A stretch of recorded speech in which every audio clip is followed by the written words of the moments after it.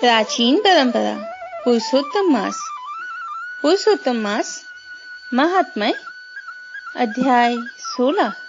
श्री नारायण बोले, हे महाप्राज्ञ, हे नारद, वाल्मीकि ऋषि ने जो परम अद्भुत चरित्र दर्दनवा राजा से कहा, उस चरित्र को मैं कहता हूँ, तुम सुनो। वाल्मीकि ऋषि बोले, हे दर्दनवन, हे महाराज, हमारे वचन को सुनिए। गरुड़ जी ने केशव भगवान की आज्ञा से इस प्रकार ब्राह्मण श्रेष्ठ से कहा। गरुड़ जी बोले, हे द्विज श्रेष्ठ, तुमको 7 जन्म तक पुत्र का सुख नहीं है। यह जो वचन हरि भगवान ने कहा, सो इस समय तुमको वैसा ही है। फिर भी कृपा से स्वामी की आज्ञा पाकर मैं तुमको पुत्र दूंगा। हे तपोधन, हमारे अंश से तुमको पुत्र होगा, जिस पुत्र से गौतमी के साथ तुम मनोरथ को प्राप्त करोगे। किंतु उस पुत्र से होने वाला दुख तुम दोनों को अवश्य होगा। हे द्विज शार्दूल, तुम धन्य हो जो तुम्हारी बुद्धि हरि भगवान में हुई। हरि भक्ति सकाम हो अथवा निष्काम हो, निष्कातम हो, हरि भगवान को दोनों ही प्रिय है। मनुष्यों का शरीर जल के बुदबुद के समान क्षण में नाश होने वाला है। उस शरीर को प्राप्त कर जो हृदय में हरि के चरणों का चिंतन करता है, वह धन्य है। इस अत्यंत दुस्तर संसार से तारने वाले हरि भगवान के अलावा दूसरा और कोई नहीं है। यह हरि भगवान की ही कृपा से मैंने तुमको पुत्र दिया है। मन में श्री हरि को धारण कर सुख पूर्वक विचारो और उदासीन भाव से संसार के सुखों को भोगो। वाल्मीकि ऋषि बोले, गौतमी और सुदेव दोनों स्त्री पुरुष के देखते देखते उत्तम वर को देखकर उसी समय गरुड़ पर सवार होकर भगवान हरि शीघ्र ही वैकुंठ को चले गए। सुदेव शर्मा भी स्त्री के साथ अपने मन के अनुसार पुत्र रूप वर को पाकर अपने घर को आया और उत्तम गृहस्थाश्रम के सुख को भोगने लगा।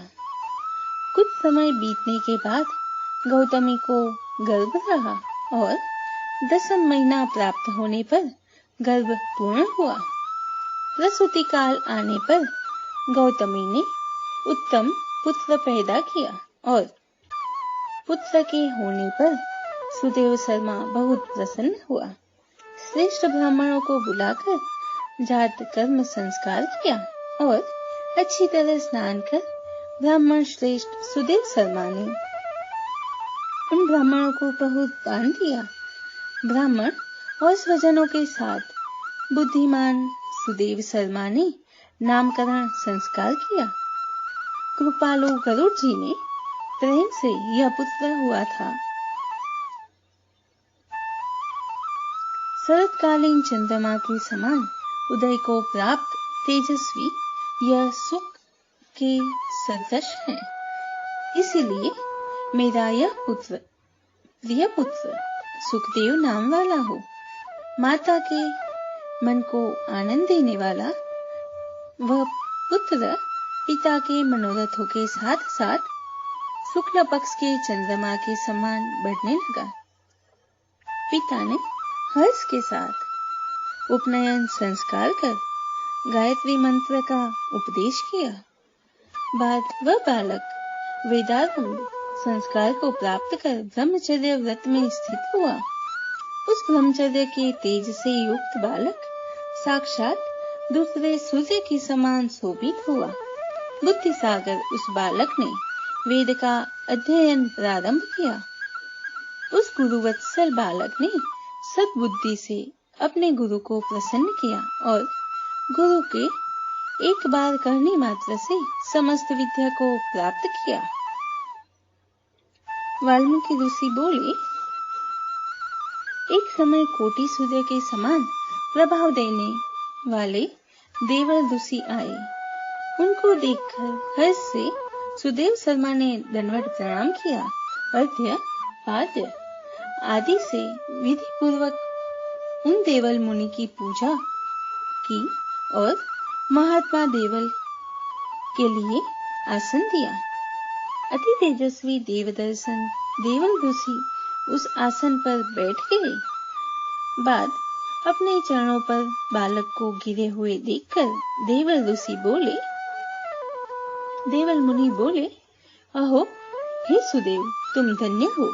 तुम्हारे ऊपर भगवान प्रसन्न हुए, क्योंकि तुमने दुर्लभ सुंदर श्रेष्ठ पुत्र को प्राप्त किया है। ऐसा विनीत, बुद्धिमान, बोलने में चतुर, वेदपाठी और शीलवान पुत्र कहीं भी किसी के यहाँ नहीं देखा।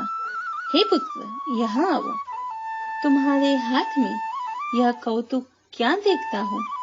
सुंदर छत्र, 2 चामर, यव रेखा के साथ कमल जानु तक लटकने वाले हाथी के सूंड के समान ये तुम्हारे हाथ, कान तक फैले हुए विशाल लाल नेत्र, शरीर गोल आकार का, त्रिवली से युक्त पेट है। इस प्रकार उस बालक के विषय में कहकर उस ब्राह्मण को उत्कंठित देखकर देवल ऋषि फिर बोले, अहो हे सुदेव, यह तुम्हारा लड़का गुणों का समुद्र है। कंधा और कोक का संधि स्थान गुड़ है।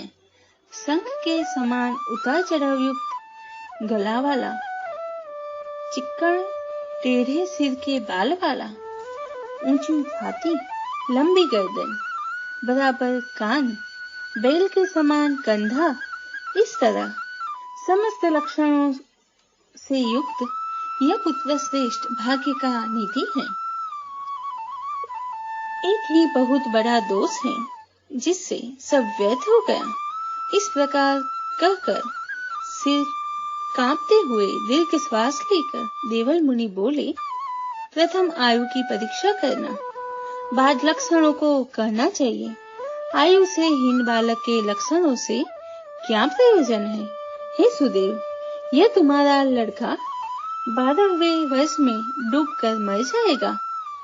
इससे तुम मन में शोक नहीं करना। अवश्य होने वाला निसंदेह होकर ही रहता है।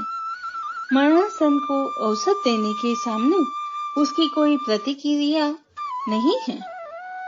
वाल्मीकि मुनि बोले, देवल मुनि इस प्रकार कहकर ब्रह्मलोक को चले गए और गौतमी के साथ सुदेव ब्राह्मण पृथ्वी पर गिर गया।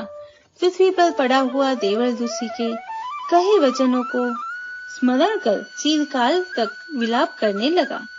बाद उसकी स्त्री गौतमी धैर्य धारण करती हुई पुत्र का अपनी गोद में लेकर प्रथम प्रेम से पुत्र का मुख चुंबन कर बाद पति से बोली, गौतमी बोली, हे द्विजराज, होने वाली वस्तु में भय नहीं करना चाहिए। जो नहीं होने वाला है वह कभी नहीं होगा और जो होने वाला है वह होकर रहेगा।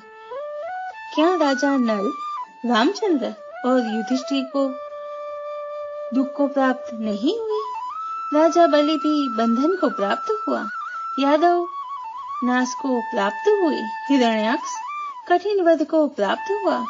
वृत्रासुर भी मृत्यु को प्राप्त हुआ। सहस्त्रार्जुन का सिर काटा गया। रावण के भी उसी तरह सिर काटे गए। हे मुने, भगवान रामचंद्र जी भी वन में जाकर जानकी के विरह को प्राप्त हुए। राजर्षि परीक्षित भी ब्राह्मण से मृत्यु को प्राप्त हुए। हे मुनीश्वर, इस प्रकार जो होने वाला है वह अवश्य होता है। इसलिए हे नाथ, उठिए और सनातन हरि भगवान का भजन करिए, जो समस्त जीवों के रक्षक हैं और मोक्ष पद को देने वाले हैं। वाल्मीकि ऋषि बोले, इस प्रकार सुदेव शर्मा ने अपनी स्त्री गौतमी के वचन को सुनकर स्वस्थ हो हृदय में हरि भगवान के चरणों का ध्यान कर पुत्र से होने वाले शोक को जल्दी से त्याग दिया। इति श्री बृहत् नारदीय पुराणे पुरुषोत्तम मास महात्म्ये षोडशोऽध्यायः।